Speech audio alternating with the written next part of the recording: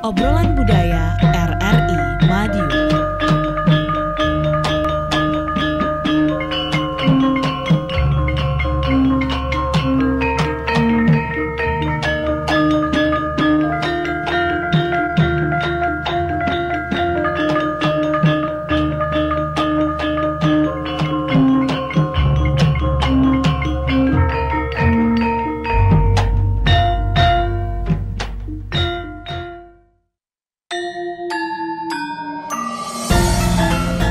Sandang menjadi salah satu kebutuhan primer yang semakin berkembang seiring zaman.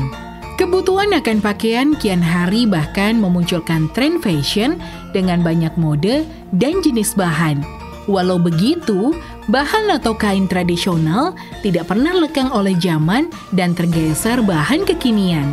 Kain tradisional atau yang biasa disebut dengan istilah wastra merupakan salah satu bagian penting dalam budaya banyak suku di Indonesia.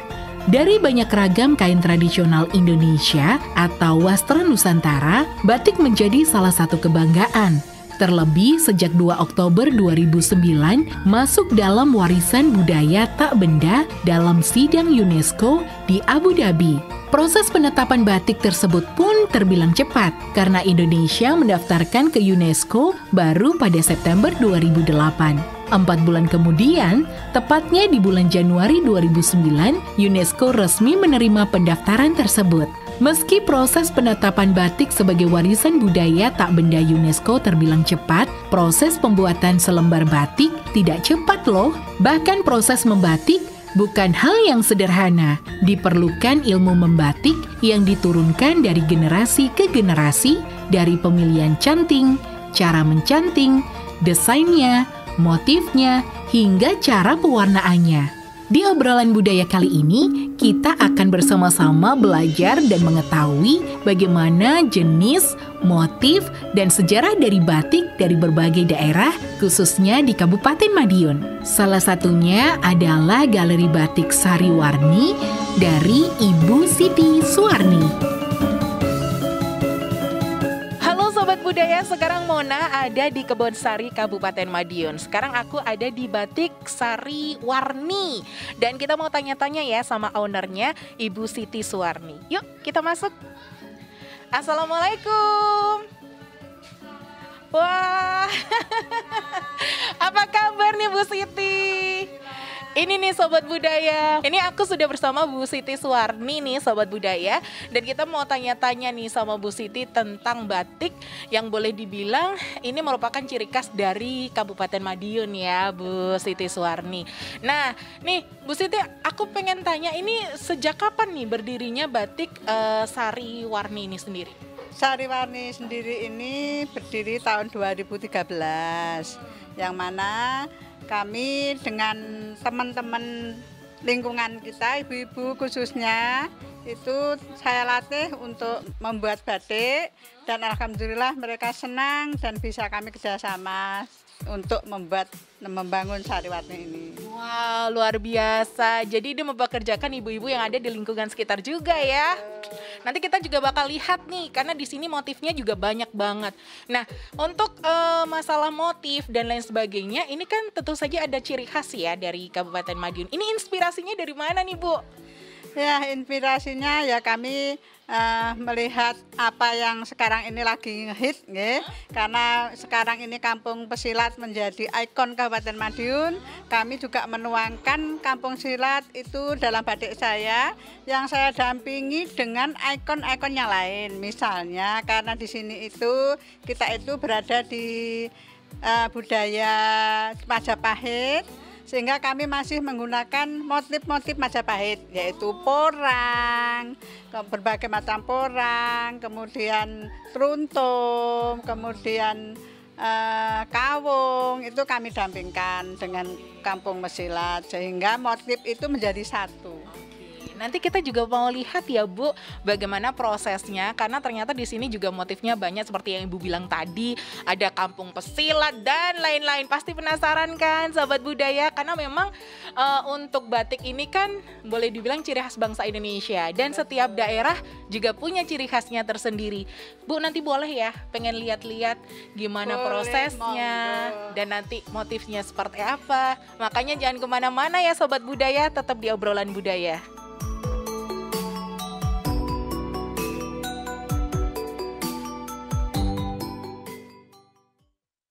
Tring tring tring tring. Bu Warni sudah ada di sini. Kalau tadi di kediamannya dan juga di Galeri Sari Warni. Nah, sekarang Bu Warni sudah saya tarik langsung ke studio biar gampang, biar gayeng ngobrol-ngobrolnya. Boleh diambil dulu mikrofonnya Bu Warni. Selain Bu Warni, di malam hari ini yang kami hadirkan juga ada, boleh kamera geser ke sebelah kiri. Ada Pak Supriyanto sebagai pengamat batik juga. Selamat malam. Kita akan ngobrol tentang batik Bapak Ibu ya. Ya, karena saya juga dengar dari teman yang dari sana itu pulang membawa batik dari Bu Warni. Oh gitu ya. Oke. Karena kalau sekarang ini sudah tidak ada lagi yang tidak kenal batik. Semua orang pasti kenal batik Iya, gitu betul. ya. Tapi ya bolehlah kita karena perkembangan zaman ya, sekarang ini banyak sekali batik-batik kekinian, batik-batik khas suatu daerah, bahkan per desa pun ada yang diwajibkan untuk membuat batik begitu ya, menciptakan motifnya sendiri. Kita akan membahas hal itu semua gitu ya Ibu Bapak sekalian ya. Nah, saya ke Bu Warni dulu. Bu Warni, tadi ada porang, terus klungkung ya Bu ya. Apa Bu tadi Bu? Teruntum. Teruntum. Klungkung. Krunguku kungkum sebenarnya tadi, tak kasih R gitu aja. Kerungkum. Ternyata apa Bu? Teruntum. Teruntum. Terus Kawung. kawung. Ya. Itu tuh sebenarnya apa toh Bu? Itu merupakan batik pada zamannya dulu, tempo dulu nggih, batik klasik dipakai pada masa Majapahit. Yang terkenal waktu itu misalnya parang, batik parang itu pada zaman Majapahit itu hanya dipakai oleh abdi dalem atau para raja saja. Tetapi yang sekarang ini dengan kemajuan zaman, batik parang pun sudah bisa dipakai tiap hari oleh para masyarakat yang menyukainya. Kalau parang itu berarti khasnya di apanya Bu? Gambarnya apa gitu? Parang itu parang sendiri itu banyak sekali motifnya. Ada parang klite, ada parang kusumo, ada parang barong, parang seno dan sebagainya. Jadi di situ ada garis-garis yang garis-garis itu kalau menurut filosofinya parang itu merupakan gambaran suatu ombak. Riak laut, sehingga yang memakainya, karena batik itu doa yang memakainya memiliki doa supaya nanti si pemakai bisa bijaksana sebagai pemimpin, bisa mengarungi ombak yang sedemikian rupa di laut itu. Mengarungi derasnya gelombang begitu ya, kehidupan artinya begitu ya. Bukan mengarungi beras loh ya. Wah, kalau ngarungi beras ini kayak ini pembagian bulog Pak ya. Iya. Terus kemudian tadi teruntum ya Ibu ya. Iya. Kalau teruntum khasnya di mananya Bu? Kalau teruntum itu kemakmuran, karena teruntum itu sendiri merupakan gabungan seperti beras-beras titik-titik, 6 titik itu yang ada di situ menjadi suatu kebersamaan, dan dengan kebersamaan itu akan menimbulkan suatu kemakmuran. Teruntum lambang kemakmuran, iya. kemudian parang tadi melambangkan kebijaksanaan, kemampuan untuk memimpin ya. Yang terakhir tadi Kawung. Kawung. Itu juga kerjasama, karena kawung itu berasal dari buah Buah kawung semacam kolang-kaling. Nah, kolang-kaling itu, kolang-kaling yang dipadu menjadi satu, itu menjadi gotong royong yang kuat menjadi satu. Wow. Jadi tidak heran juga begini. kalau Indonesia itu punya semangat gotong royong juga dari Gini. busana yang Jadi saya menambah dari Bu Warni. Sebenarnya batik di Indonesia itu sudah dikenal zaman Majapahit. Namun sebelumnya di zaman Singasari, pra-Majapahit itu sudah ada batik. Cuma secara fisik batik itu peninggalan Majapahit di kain itu enggak ada.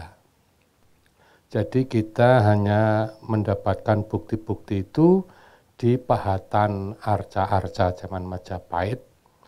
Memang benar bahwa banyak di pahatan arca itu ya, yang sekarang diperkirakan itu sudah merupakan batikan, itu batikannya batik kawung itu. Jadi ada batik semacam arca zaman Majapahit yang ada di Songenep, Sumenep Madura, yang ada di Malang. Jadi batik itu telah ada sejak dulu. Nah, ini mengapa artinya begini. Batik itu dipakai atasan kan zaman sekarang gitu. Iya. Dulu itu hanya untuk bawahan, hanya untuk kain bawah karena karyawan berarti bawahan, Pak. karena apa? Dulu itu kan pemberitaan dari Cina, orang Jawa itu kalau perempuan itu memakai kain dari sini Kembenannya itu sampai bawah lutut. lutut. Kalau laki-laki menutup pusar sampai bawah lutut. Mengapa batik-batik dulu itu kebanyakan untuk Bawah. untuk pakaian bawah itu karena itu. Tapi ada satu batik lagi Apa itu, Pak? untuk bantal. Itu iler, mohon maaf. Semua orang bisa membuatnya itu. Sarungnya bantal itu putih. 2 minggu Bangun-bangun. nggak dicuci. Bangun-bangun ada Dan batiknya. dijemur, makin kering makin kelihatan batik.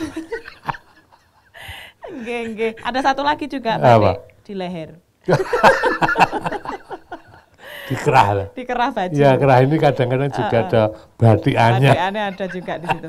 Pak Pri, tapi kalau Bu Warni tadi kan menjelaskan bahwa kalau zaman dahulu begitu ya, batik ini kemudian digunakan oleh abdi dalam gitu ya, dan lain sebagainya. Kalau sekarang ini kan batik sudah digunakan oleh seluruh masyarakat, bahkan digaungkan untuk mencintai batik, menggunakan batik di setiap event begitu ya.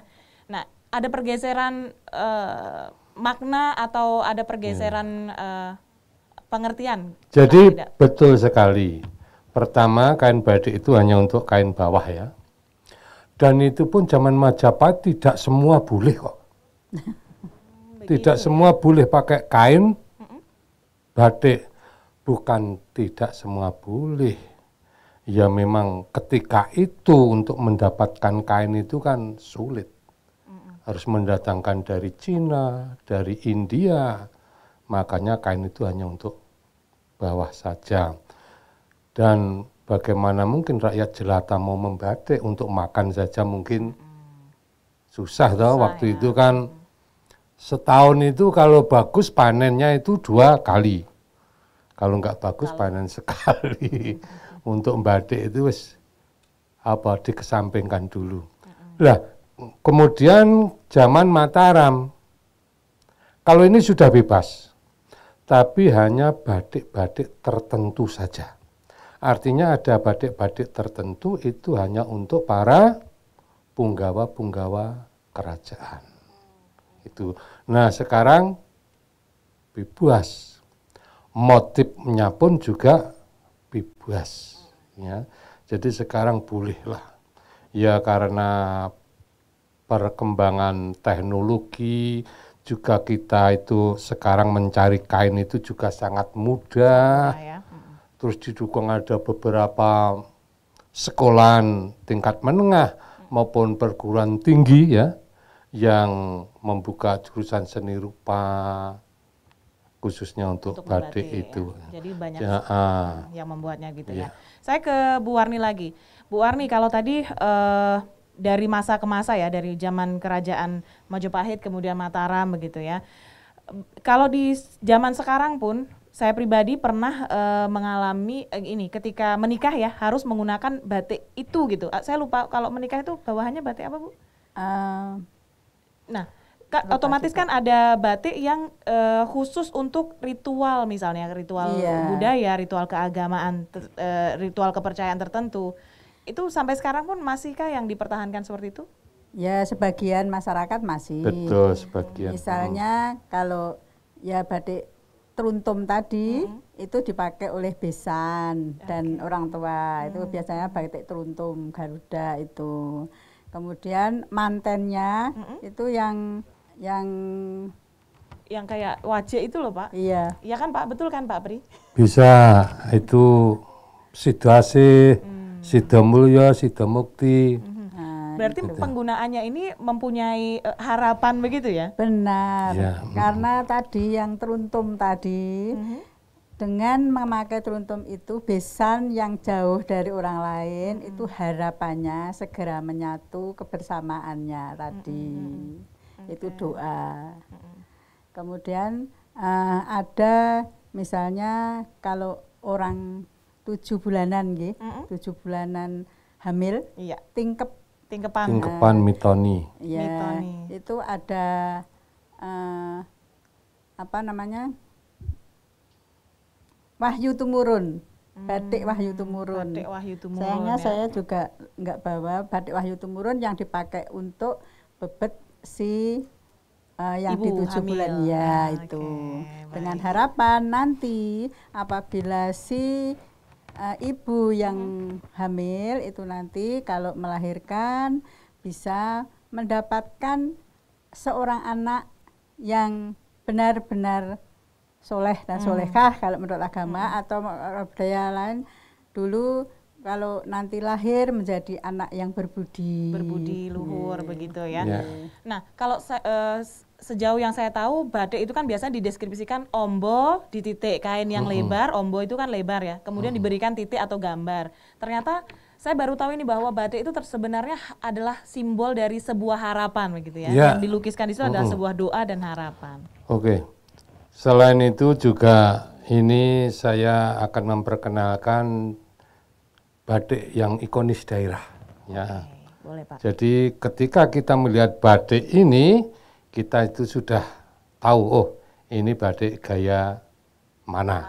Gitu ya. Nah ini seperti ini adalah ini batik Mego Mendung. Mego itu langit, mendung itu mendung. Iya. Jadi mega itu awan, mendung itu ya mendung ya.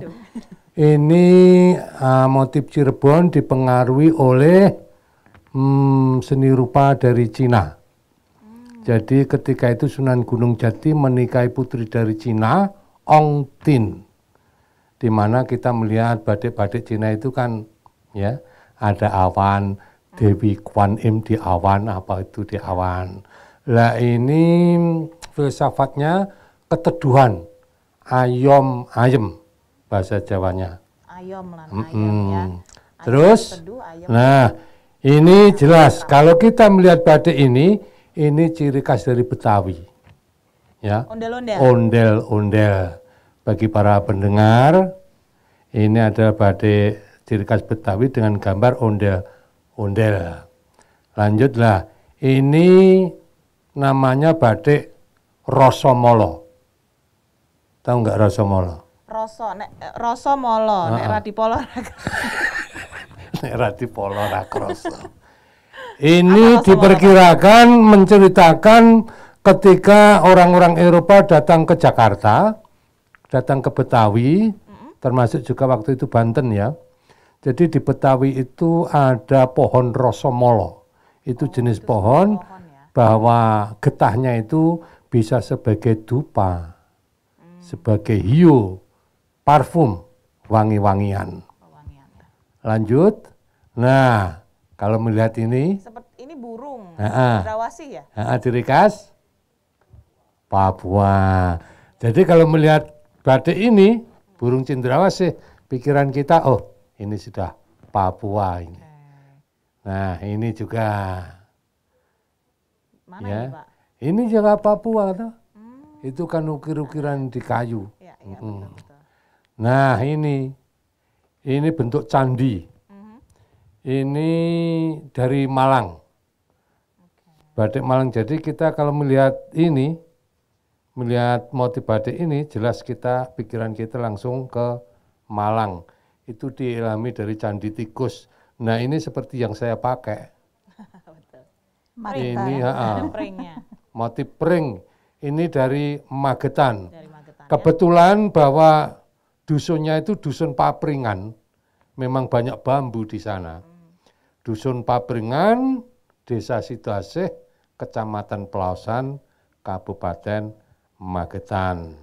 Jadi filsafat bambu itu pohon yang akarnya serabut tapi bisa tumbuh tinggi. Namun bambu tidak bisa tumbuh sendirian. Bergerombol. Nah, bergerombol untuk menopang Berumpun, ya. itu. Itulah filsafatnya. Oke. Kita masih akan bahas lagi mengenai batik yang ini tentu saja sebuah warisan budaya yang dimiliki Indonesia yang sangat kaya. Satu daerah punya kekhasan masing-masing, satu daerah punya cerita masing-masing, dan otomatis satu daerah punya harapan masing-masing, begitu ya. Kita akan kembali setelah yang satu ini. Batik adalah hasil karya bangsa Indonesia yang merupakan perpaduan antara seni dan teknologi oleh leluhur bangsa Indonesia. Batik Indonesia dapat berkembang hingga sampai pada suatu tingkatan yang tidak ada bandingannya, baik dalam desain atau motif maupun prosesnya. Corak ragam batik yang mengandung penuh makna dan filosofi akan terus digali dari berbagai adat istiadat maupun budaya yang berkembang di Indonesia. Motif adalah suatu corak yang dibentuk sedemikian rupa sehingga menghasilkan suatu bentuk yang beraneka ragam. Motif batik adalah corak atau pola yang menjadi kerangka gambar pada batik berupa perpaduan antara garis, bentuk, dan isen menjadi satu kesatuan yang mewujudkan batik secara keseluruhan. Motif-motif batik itu antara lain adalah motif hewan, manusia, geometri, tumbuhan, dan motif lainnya. Motif batik juga sering dipakai untuk menunjukkan status seseorang. Membatik merupakan tradisi turun-menurun. Karena itu, sering motif batik menjadi ciri khas dari batik yang diproduksi pembatik tertentu. Indonesia mempunyai beberapa motif yang terkait dengan budaya setempat. Beberapa faktor yang mempengaruhi lahirnya motif-motif batik antara lain adalah letak geografis, sifat dan tata kehidupan daerah, kepercayaan dan adat di suatu daerah, serta keadaan alam sekitar termasuk flora dan fauna. Sementara itu di Madiun, Jawa Timur juga memiliki corak khas batik. Misalnya batik Kenanga, batik Porang, batik Serajati, batik Gambah Sinawur, batik Pecelan, batik Retno Dumilah, dan lain-lain. Bahkan tidak jarang, setiap pengrajin batik atau industri batik rumahan memiliki corak khas masing-masing untuk tiap motif batik Madiunan. Mbak Mona, ini para pembatik saya lagi membuat warna dalam kain yang sudah dicanting. Monggo, mencoba Mbak Mona. Aku boleh mencoba, sahabat budaya. Oke, aku pengen coba ya. Siapa tahu aku bisa batik. Terus nanti ini produksi sendiri. Oke, jadi ini adalah selamat siang ibu-ibu. Muter dulu. Siang. Udah berapa lama di sini, Bu? Udah lama. Bertahun-tahun ya. Waduh, susah nggak sih bikin batik ini? Gampang-gampang susah. Gampang-gampang susah. Ini lagi ngeblok ya, Bu ya? Iya. Ini Bu siapa nih namanya? Ibu Anggun. Kalau yang sana Ibu siapa? Nurjana. Ibu Nurjana. Ibu yang satunya? Bu Siti. Bu Siti. Kalau Bu ini? Suprihatin. Bu Suprihatin. Wah, aku mau coba ya, sahabat budaya. Siapa tahu nanti aku bisa jadi pegawainya Bu Siti. Hai. Inilah. Coba nih. Ya.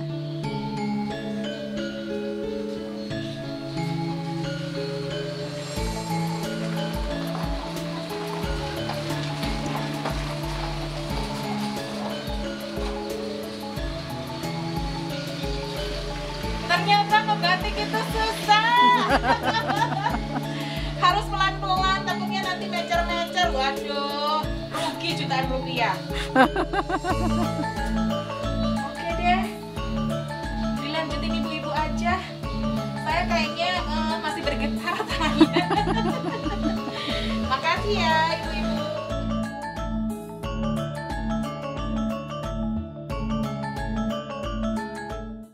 Ada proses yang dilalui, ada tahapan yang harus dilewati, bahkan harus dengan sabar, telaten, teliti. Kalau warnanya nyelentang, apa itu nyelentang Pak? Kalau warnanya keluar daripada garis itu pasti juga akan mengurangi itu tadi ya seperti nilainya. Mona juga itu bukan mewarnai. Apa itu? Ngeledre cat. Ngeledre cat ya. Wah, untung cuma sedikit tadi ya Pak Pri ya. Rugi nanti Bu Warni. Oke baik. Nah kita di segmen yang kedua ini kita akan membahas mengenai batik klasik dan juga batik modern begitu ya. Sebenarnya kalau untuk batik yang sekarang ini berkembang, saya ke Bu Warni dulu. Itu ada pakemnya atau tidak sih Bu? Misalnya tidak boleh keluar dari apa ya namanya? Dari batik masa lalu begitu. Atau ada pakem-pakem tersendiri sebenarnya? Sepertinya enggak nggih. Karena batik itu sendiri adalah suatu karya. Jadi kalau suatu karya itu tidak ada batasan. Ya. Kalau apalagi di batik di masa modern ini. Jadi kita bisa menuangkan dengan ekspresi apa saja, dengan imajinasi apa saja pada batik itu yang nantinya akan menjadi sebuah doa atau apa yang diinginkan yang membuatnya. Begitu. Maka dari itu kalau misalnya harus ini kampung silat harus dengan parang misalnya mboten, tidak ada. Tidak ada pakem tertentu ya. Iya. Yang penting adalah mengekspresikan karya dari hati begitu ya. Oke. Saya juga ke Pak Pri, pertanyaan yang sama Pak Pri. Kalau dari sisi filosofinya, apakah kemudian batik modern itu menggeser atau juga dapat menggantikan apa ya kekuatan istilahnya ya dari batik klasik itu sendiri? Jadi begini, saya tanya dulu ke Bu Warni. Bu Warni itu kalau mengawali coretan itu pakai puasa enggak Bu? Pakai puasa enggak Bu Warni? Nepi dulu Bapak. Ya iya. Ya karena itu apa? Ini adalah doa. Nah kan gitu tak. Ya pasti bagaimanapun diniati niat yang bagus ya Bu. Iya. Itu.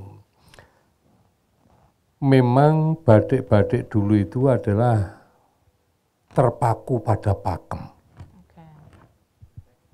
Tapi karena perkembangan zaman, perkembangan teknologi, juga apa ya, anak-anak sekarang itu ingin berkreasi, katakanlah bahwa ini adalah ekspresi jiwa yang dituangkan lewat coretan pada batik. Makanya kalau kita berkreasi itu sah-sah saja. Karena apa? Kalau nanti pembatik-pembatik itu terpola atau terpakem harus dengan pedoman ini, batik tidak akan berkembang. Tidak akan berkembang ya.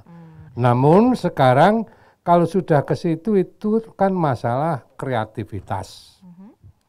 Kreativitas itu bukan soal pokoknya beda, pokoknya baru, bukan itu. Tapi kreativitas dalam seni itu ada 3 hal, yaitu etis, estetis, dan logis. Artinya etis, mesti nyorek, ya yang punya aturan, yang punya tata susila. Jangan nyorek sak geleme dhewe kan gitu ta. Itu namanya. Jadi tetap jangan meninggalkan etika. Kemudian etis, estetis harus indah gitu. Harus indah. Kemudian logis bisa diterima oleh nalar. Coretan-coretan, oh ini simbol apa? Misalnya kawung. Logikanya piye? Kok kawung itu, kalau Bu Siti tadi apa Bu? Simbol apa dari kawung tadi? Gotong royong. Iya, Nah, kebersamaan. kebersamaan. Ada lagi yang mengartikan bahwa kawung itu kolo suwung. Di saat suwung, makanya dalam kawung itu di tengahnya itu ada hitam. Nah, di mana disitulah doanya. Itu loh. Itu kalau di logikanya begitu. Jadi tidak menggunakan etik, estetis, dan logis. Tentu saja artnya itu sendiri, artistiknya. Kalau dulu di awal-awal ya pembuatan batik itu, siapa yang boleh membatik itu Bu? Kalau sekarang kan kita tahu kan siapapun boleh dipekerjakan untuk membatik ya. Nah kalau dulu siapa? Apakah harus orang tertentu? Karena zaman dulu nggih, kalau menurut yang saya baca itu zaman dulu itu memang zaman kerajaan itu yang membatik itu memang para bapak laki-laki. Ya, karena zaman dulu kan perempuan itu konco wingking. Jadi mungkin kreasi pun juga ada batasan-batasannya. Namun demikian di zaman sekarang ini sudah siapa saja bisa berkarya, bisa membatik.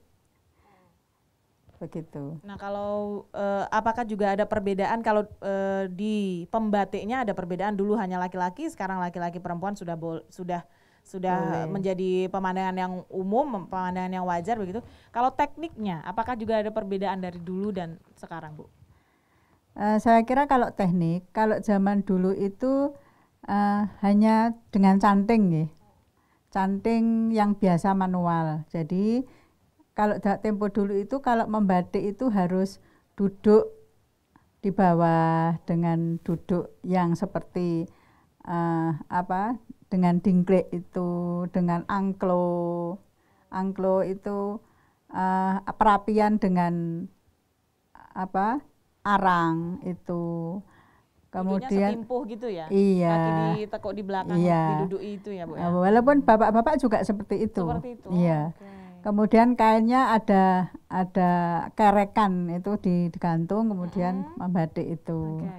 Tapi kalau zaman sekarang ya terserah pembatiknya, bisa dengan duduk di kursi, bisa dengan duduk di bawah, bisa dengan kerekan, bisa dengan langsung dengan tangan. Itu sah-sah saja, bisa berbuat seperti itu karena bekerja itu mencari kenyamanan.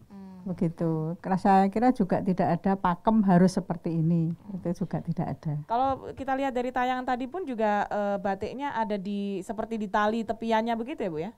Iya, karena itu untuk bentangan, untuk warnanya supaya tidak beber kemana-mana. Tapi kalau tekniknya sendiri selain canting, sekarang kan sudah berkembang menjadi teknik cap misalnya. Karena kalau teknik cap itu cepat karena cantingnya besar dan produksinya bisa lebih banyak. Dan harganya masyarakat juga bisa terjangkau ya, lebih murah istilahnya begitu ya Bu ya. Oke. Saya ke Pak Pri lagi sebelum menjelaskan motif-motif lainnya. Kalau tadi kan sudah mega mendung, Betawi gitu ya. Saya ingin menanyakan ke Pak Pri. Tekniknya berbeda, orangnya yang menggarap itu berbeda, mengubah apa istilahnya, filosofi atau mengubah kebanggaan dari batik itu sendiri atau tidak sih Pak Pri? Jadi begini, saya sedikit akan menjelaskan apa yang dikatakan oleh Bu Warni tadi. Bu Warni tadi kan ini motif ini tapi enggak ada gambarnya. Coba ini saya mau menjelaskan lewat gambar. Nah, ini adalah bentuk parang. Ya. Iya, bentuk parang ya. Parang dibuat miring itu biar terkesan dinamis. Memang ini ilhamnya itu ketika ini diciptakan zaman Mataram ya. Zaman kerajaan Mataram Islam. Di mana Mataram Jogja itu kan punya pantai ya. Jadi penguasa-penguasa Mataram, Kanjeng Sultan dulu itu sering pergi ke pantai mendapatkan inspirasi bahwa parang itu memang menggambarkan ombak. Ombak yang menerjang karang. Tapi parang ini artinya kalau bahasa Indonesia adalah tebing atau pereng. Tebing. Nah, parang ini adalah motif parang rusak. Ini hanya dipakai dulu loh ya, hanya dipakai oleh punggawa-punggawa kerajaan. Nilai simbolismenya itu untuk yang memakai diharapkan memiliki kebijaksanaan, watak mulia dan karakter yang akan selalu jaya. Lanjut, kemudian ini adalah parang barong. Jadi motifnya itu lebih besar dari parang rusak tadi. Lah ini malah khusus lagi. Yang boleh memakai khusus. Nah, khusus untuk sultan. Sultan. Yang lainnya tidak boleh meskipun dia itu punggawa kerajaan.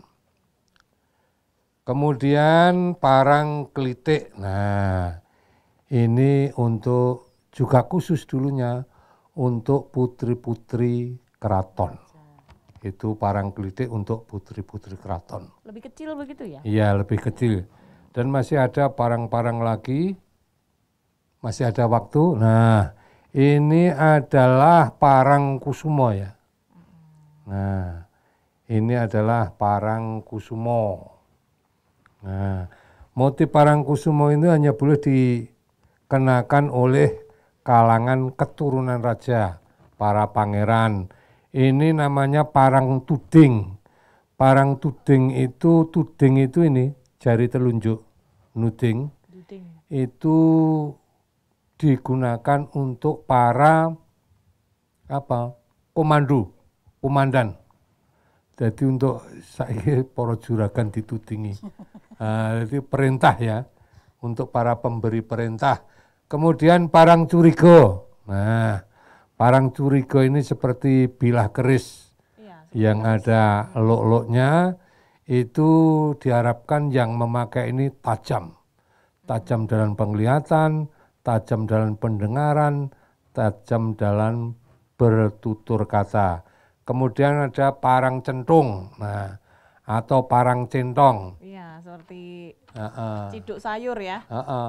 Ini yang memakai itu gadis-gadis. Oh, kayak saya berarti ya Pak ya. Atau perawan ya. Jadi yang masih gadis itu dulu dalam keraton. Jadi ini melambangkan centong itu kan masak ya. Iya. Jadi masak karo macak. Jadi wong yen wis iso masak, iso macak, itu kainnya adalah parang centung atau parang centong. Jadi gadis. Lah ini yang terakhir ini adalah parang pamor. Parang pamor. Pamor itu aura. Ya.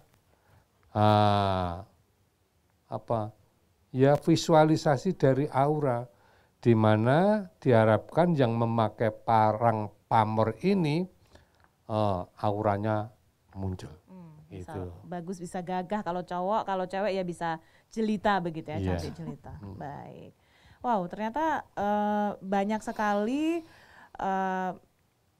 istilahnya perwakilan ya, mewakili batik yang dikenakan itu mewakili siapa yang menggunakan, mewakili seharusnya seperti apa pembawaan si yang menggunakan. Jadi saya ceritakan dulu loh ya, parang ini memang babonnya batik, parang ini memang babonnya batik, dan yang memakai juga khusus para kerabat keraton, artinya rakyat jelata. Dulu mungkin ada larangan. Jangan pakai itu miliknya keraton. Tapi saya kira masalahnya juga ekonomi rakyat jelata tadi. Ya. Jadi pakai kain ya sih polosan kan gitu. Oke, baik. Nanti kita lanjut lagi, seru sekali perbincangan kita, tetap di Obrolan Budaya.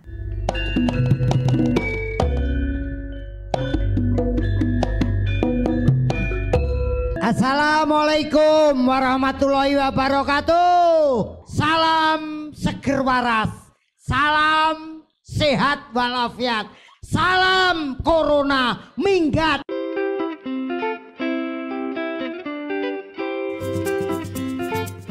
Dulur, ada 3M. 3M. 1. Mencuci tangan sampai bersih. Mencuci tangan sampai bersih. Jangan lupa memakai masker.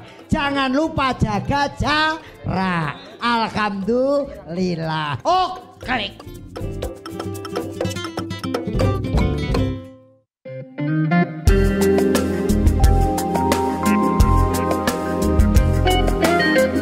Pro 1, Kanal Inspirasi.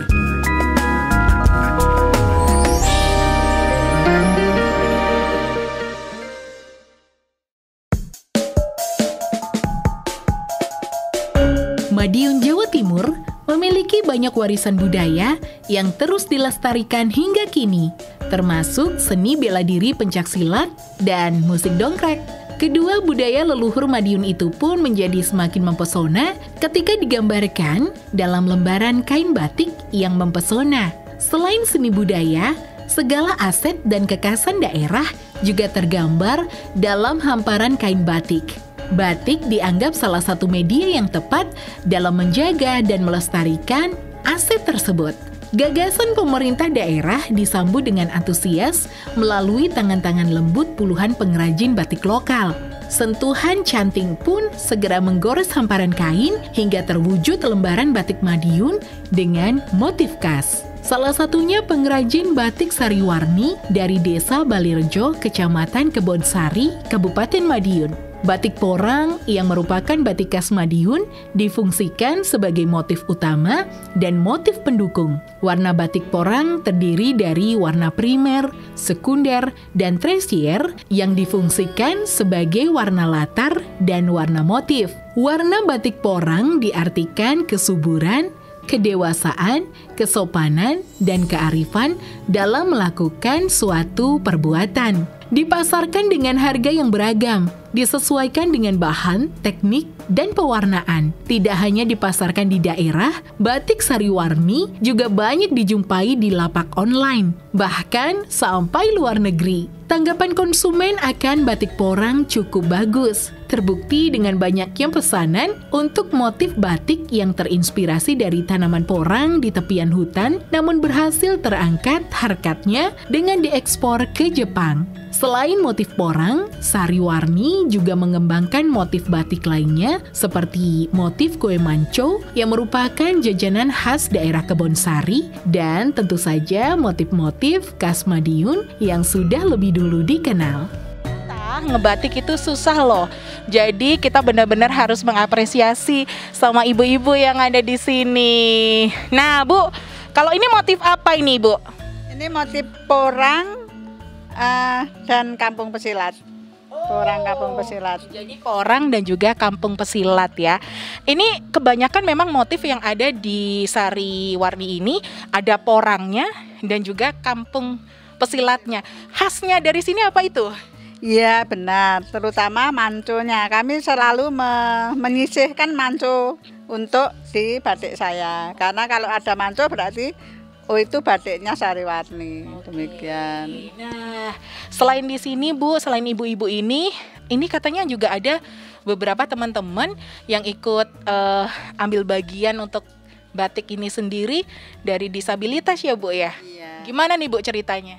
Iya, karena saya ingin sekali difabel itu juga bisa mengekspresikan apa yang dia inginkan. Kemudian kalau kami, karena kebetulan saya juga guru SLB, jadi kami para alumni, kami berikan latihan untuk membatik sampai para mereka itu bisa membatik, dan salah satunya yang ada di sini yang sedang mengerjakan batik. Kita coba lihat ya. Nah, ini namanya Mas siapa nih? Mas Lukman. Jadi ini merupakan salah satu pembatik yang ada di butik Sariwarni nih ya, untuk sahabat budaya, namanya Mas Lukman. Nah, ini yang sedang digarap sama Mas Lukman, motif apa ini, Bu? Motif manco juga. Ini motif manco Kecamatan Kebonsari, seperti sayekti yang sudah saya beri manco. Jadi ini yang sudah diwarna dengan warna alam, kemudian ditembok lagi supaya nanti kami bisa memberi warna yang agak enggak malah biar timbul gelap, warna gelap, sehingga warna yang terang ini saya tutup dengan malam dulu. Nanti setelah ditutup baru kita celup dengan warna yang gelap. Berarti batik tulis itu tempel menempel ya Bu ya? Oh iya, nggak cuma 1 kali 2 kali, ini sudah 4 kali warna ini, 4 kali tempel celup ini. Luar biasa. Jadi 4 kali tempel nih sahabat budaya untuk bisa menghasilkan warna batik yang luar biasa dan juga timbul itu tadi ya Bu. Iya. Oke sobat budaya, selesai sudah nih aku tadi muter-muter dan juga udah dikasih tahu sama Bu Siti tentang banyak hal motif-motif yang ada di Batik Sari Warni di Desa Balerejo, Kebonsari, Kabupaten Madiun.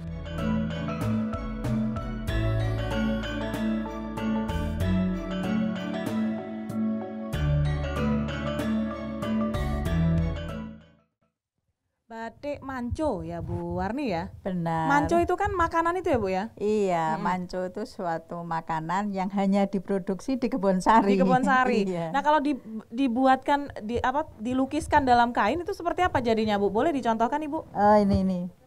Oke. Nah, ini. bentuknya segitiga gitu kan? Iya, Manco itu ini, rasanya manis ya sahabat budaya. Ini, nah, ini digambarkan di sini yang batik manco. Yang karena manco ini saya angkat di batik saya karena manco merupakan makanan khas yang hanya bisa dibuat di Kecamatan Kebonsari. Karena ini yang rencananya ingin ditularkan ke kecamatan lain atau desa lain ternyata juga tidak bisa. Nggak tahu bagaimana ini bisa seperti itu. Maka dari itu ini suatu makanan khas. Alangkah indah kalau tersanding dengan ikon lain di Kabupaten Madiun yaitu porang, karena porang merupakan satu komoditi yang ada di Kabupaten Madiun. Betul. Yang sudah banyak ditanam para pemuda, para bapak-bapak di hutan maupun di pegunungan yang sangat terinspirasi dengan porang. Betul. Kalau porang sekarang ini juga sudah menjadi produk yang diincar banyak sekali perusahaan luar negeri begitu ya, karena bisa diolah lagi menjadi makanan-makanan alternatif atau makanan pengganti. Bahkan rendah kalori yang lagi diet ini nyarinya porang ya. Oke, jadi ini ketika dibuat batik akan berbentuk seperti ini gitu ya Bu ya? Iya. Ini batik porang dan manco yang menjadi khas ya. Ada di mana lagi manconya Bu? Manco juga ada di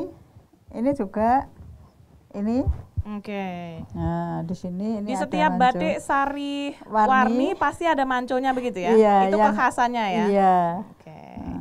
Nah, terus ada apa lagi Bu? Yang itu motif apa itu Bu? Saya ingin melihat yang pendekarnya Bu. Ini juga porang manco. Oh, porang. Iya. Ya, saya ingin melihat pendekarnya karena Madiun sebagai kampung pesilat, kampung pendekar ya. Kita lihat ini.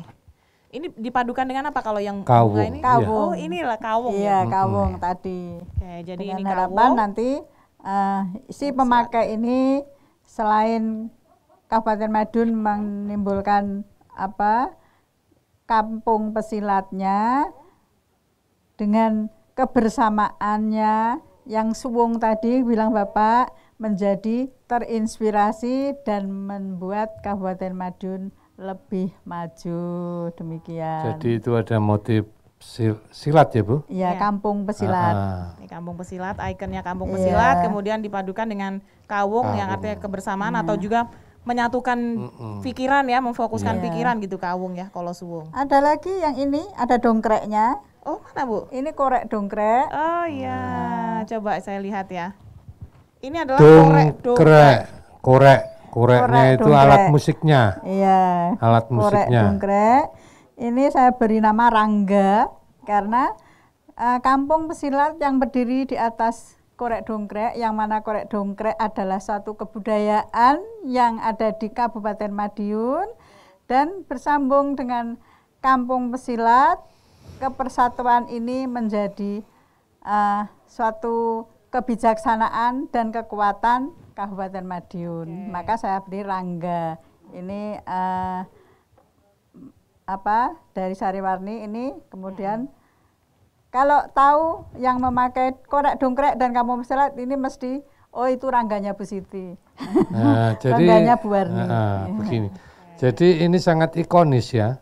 Jadi kalau itu loh, kok ada itu motifnya kan silat itu. Iya. Terus ada dongkrak. Oh, ini pasti Madiun. Iya, betul. Ada lagi ini apa? Ciri khasnya dari Bu Warni tadi? Manco. Manco. Oh, ini mesti batik Bu Warni. Gitu loh. Jadi kalau dalam membatik memberikan identitas di batiknya itu sah-sah saja ya Pak Pri ya? Sah. Ya seperti tadi di Batawi itu ondel-ondel. Nah, di Papua Cendrawasih, begitu juga di Madiun ada gambarnya silat. Oh, ini batik Madiun ini. Ada Manco. Oh, ini batiknya Bu Warni. Pasti gitu ya. Jadi boleh-boleh saja memberikan identitas di karyanya begitu ya. Oke. Ya, kalau yang ini titik-titik ini berarti yang ini cendol dawet. Oh, cendol karena dawet. Boleh joget dulu berarti. Pada saat ini sangat ngetren dengan cendol dawetnya, maka Rangga saya dampingi dengan cendol dawet sehingga para pemuda itu suka, para remaja suka sekali. Walaupun nanti pemakaiannya karena modern ya, hanya separuh, yang separuh misalnya ini yang separuh bisa polosan dan sebagainya. Ini sangat diminati oleh para remaja. Ya. Cuman ini saya buat warna gelap, nanti yang ini harapan saya nanti tidak remaja tapi para orang tua juga bisa menggunakan. Ya, menggunakan Rangga ini. itu kan identiknya nama seorang laki-laki ya Bu ya? Iya, Ada nggak sih tokoh, yang tokoh Rangga. Yang perempuannya ada nggak Bu? Sri Kandi. belum ada, tapi nggak Dibawa terbawa, betul. Sri Kandi, saya membuat Dibawa Sri ya? Kandi, saya dampingi dengan Truntum dan Parang. Ada porang. Oke, siap. Lagi selanjutnya. Ada lagi Bu? Mungkin motif lainnya yang pengen dikenalkan. Ini yang saya namakan semuanya. Sayekti. Sayekti. Sayekti ini saya warna alam ya. Ini warna tinggi, kayu tinggi dan mahoni. Oh, mahoni yang hasilnya seperti ini. Ini kami membuat Sayekti ini menggambarkan bahwa di Kabupaten Madiun itu kan terbentang hutan, ya. Di dalam hutan itu di sini ada porang, ada bunga, kemudian ada ayam hutan. Saya tampilkan di sini sehingga ini saya beri nama Sayekti Saiyek Tumotone Ngati Kabupaten Madiun gitu. Boleh tepuk tangan kalau ada yang motifnya itu flora fauna di Madiun. Di Madiun. Sayekti Saiyek Tumotone Ngati bersama. Jadi hati yang tertata bersama. Oke, baik. Tadi kan kata Pak Pri, saya punya gambarnya, Ibu malah langsung bawa kainnya. Iya, Pak Pri ada lanjutan lagi nggak gambar-gambar? Coba masih ada lagi lainnya. Mungkin untuk ciri khas dari ini yang tadi ya. Ada lagi. Apa lagi Bu ini Bu? Ini sirih. Sirih ya? Sirih Kampung Pesilat. Sirih Kampung Pesilat. Oke. Iya. Satu lagi ini Bu ya. Mengapa saya ambil sirih? Karena sirih ini merupakan suatu media, nggih. Sampai dari zaman dulu sirih merupakan media kalau ibu-ibu bersama mesti mengundang nginang, nggih. Iya, betul. Nah, jadi saya ambil sirih suatu media kebersamaan sehingga Kampung Pesilat menjadi akan menimbulkan kerukunan keluarga dan kebersamaan, kegotong royongan akan timbul. Itu harapannya. Ini parang ya Pak ya? Ya, jenis parang. Ini parang ya. Dipadukan dengan parang. Oke, siap. Wah, kamu baru gitu sudah hafal Loh, gitu, saya ini IQ 250. Gimana Pak Pri? Pak Pri sendiri masih punya contoh-contoh lainnya Pak Pri? Jadi monggo ditayangkan. Nah, ini adalah kawung tadi ya. Kawung ini buah kawung atau buah kolang-kaling itu seperti maknanya selain apa yang dikatakan Bu Warni, kolang-kaling eling. Eling sangkan paraning dumadi. Nah, juga di situ ini truntum. Truntum tumaruntum. Ini lambang kasih yang terus-menerus. Ya. Kasih yang terus-menerus tiada putusnya. Ini digunakan ketika mantu. Jadi digunakan oleh besan, juga digunakan oleh, pokoknya orang-orang yang mantu itu pakainya turuntum, taruntum. Lah, ini adalah wahyu tumurun, di mana yang memakai kain jarik seperti ini diharapkan nyadang tumurun wahyu. Jadi mendapat inayah, mendapat wahyu dari Allah. Nah, ini juga wahyu tumurun latar putih ya. Latar pikirnya. Lah, ini hati-hati. Apa ini Pak Bri? Ini adalah motif slobok. Slobok. Jadi begini, boleh Anda berekspresi tentang corak batik, boleh Anda memakai batik apapun, tapi hati-hati dengan satu ini.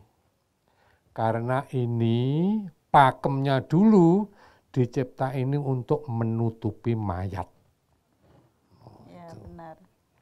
Itu kain slobok ya. Slobok. Jadi hati-hati. Ini terutama anak-anak milenial. Wah, batik itu bagus. Mengkodisik nanti dulu motifnya apa. Slobok itu artinya apa ya? Jadi enggak pas slobok itu. Jadi logro. Ya, logro. Artinya itu longgar. Jadi nyawa itu biar cepat lepas. Seret. Ya, ini juga. Ini slobok juga Pak Bri? Oh iya. Okay. Nah, ini adalah modang, jilatan api. Artinya manusia itu harus mampu mengendalikan diri. Harus ada keseimbangan ya. Bumi, geni, banyu, angin. Udara, bumi, air, dan api. Harus didampingi dengan bumi, air, dan udara. Nah, ini juga motif modang ya. Biasanya untuk kain penutup kepala, ikat kepala. Ya, jadi begini ya. Memang untuk seorang pembatik, maaf ini bagi teman-teman yang klasik ya, untuk teman-teman paham klasik ya, biarlah pembatik-batik sekarang itu berekspresi. Kalau nanti terbentuk pada pakem, itu nanti batik tidak berkembang. Hanya saja yaitu tadi harus ada etis, estetis, dan logis. Kemudian pemakaiannya itu empan papan. Jangan sampai keliru memakai. Itu saja. Baik. Jadi hadirnya batik-batik modern, motif-motif kekinian itu tidak menggusur eksistensi daripada batik klasik begitu ya. Bu Warni, terakhir ada yang ingin disampaikan juga? Pesan kepada seluruh pembatik di wilayah Madiun khususnya dan di seluruh Indonesia, silakan singkat saja. Kami hanya berpesan, misalnya kita memang dibebaskan untuk berekspresi, kita memang dibebaskan untuk menuangkan apa yang menjadi angan dan doa kita kepada karya kita. Namun demikian kita tetap menguji bahwa batik itu, sangkan parane batik dulu itu tetap kita miliki. Jadi walaupun ada manco, ada misalnya ada candi, ada teman-teman yang lain pengrajin, itu selalu juga mengugemi batik yang klasik tadi. Baik, tetap berkarya untuk para pengrajin di seluruh Indonesia, pengrajin batik khususnya di seluruh Indonesia. Mari kita tunjukkan bahwa negara ini kaya dengan goresan-goresan yang diwakilkan ya di selembar kain. Kita akan berbincang lagi di obrolan budaya sesi atau perjumpaan berikutnya. Saya dan seluruh kerabat kerja menyampaikan terima kasih untuk kebersamaan Anda. Selamat malam. Assalamualaikum warahmatullahi wabarakatuh. Waalaikumsalam warahmatullahi wabarakatuh. Obrolan budaya RRI